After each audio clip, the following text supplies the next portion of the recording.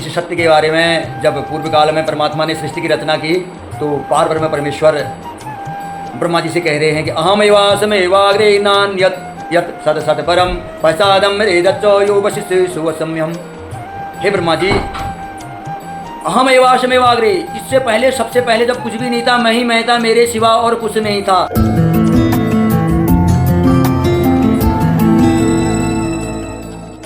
Hello hi धन्यकार प्रणाम प्यार, मैं आनंद पांडे उल्लासी जयपुर से आपका हार्दिक स्वागत अभिनंदन करता हूं मेरे YouTube channel Anand all in one पर। आज आपको रूबरू कराता हूं पंडित प्रकाश चंद्र पांडे जी, जो कि आर्मी में सूबेदार मेजर और बटालियन में धर्म शिक्षक के पद पर कार्यरत हैं।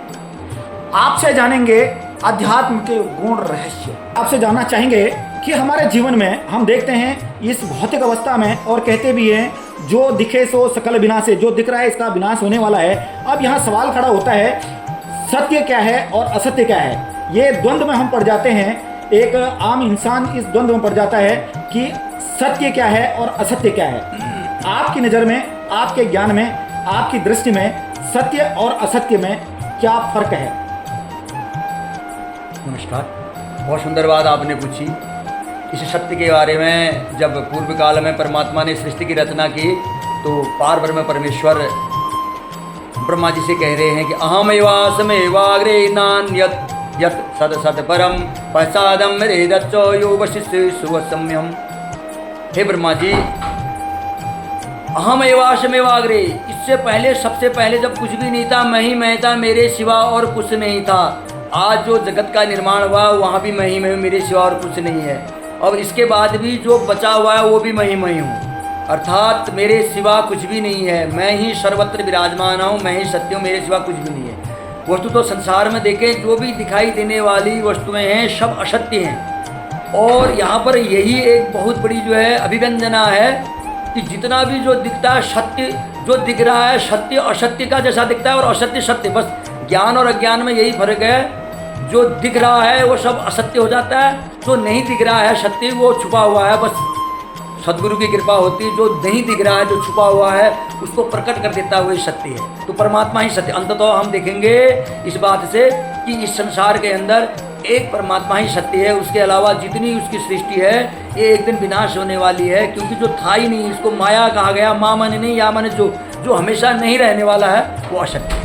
बहुत बढ़िया, आपने एक मार्मिक बात बताई। जो दिख रहा है उसका तो नाश होने वाला है, वो सत्य नहीं है। और लेकिन जो नहीं दिख रहा है और वही परमात्मा है, वही ईश्वर है, वही इष्ट है और वही सत्य है, ये हमने सुना। लेकिन आपसे पूछना चाहूँगा कि ये जब दिख ही नहीं रहा है, परमात्मा जब दिख ही नहीं रहा है, इसको सत्य मानने